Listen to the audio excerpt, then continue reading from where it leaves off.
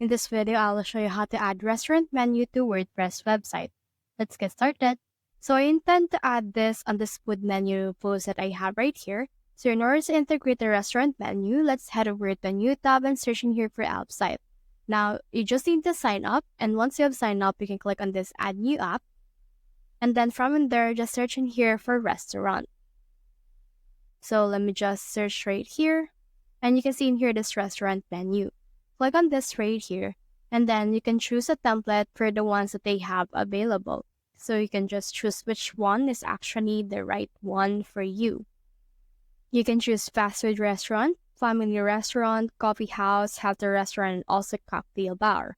So for this one, I'll just head over and then choose the one that is called family restaurant, and I'll head over and click on this continue with this template.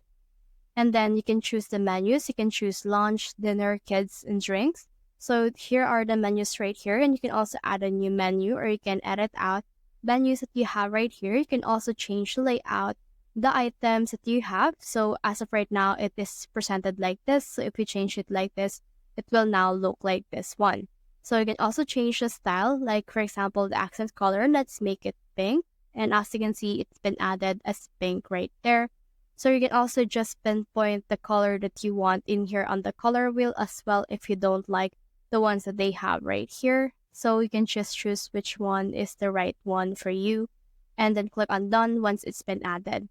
Now in here, just head over and publish this once you're done editing everything. And once this change has been published, you can see this right here, which is a plan to install it. So as of right now, let's choose this free plans. Since we only have this, let's click on the select. And now we have this restaurant menu. Now we have in here a code. So let's click on this copy code right here. Now let's head over to the post that I have. Click on this plus icon. And then let's click on this custom HTML. And then let's paste it right here. Now you can click on preview in order to see what it looks like. And as you can see here, it has a menu. Now click on the save option right here in order to save all your progress.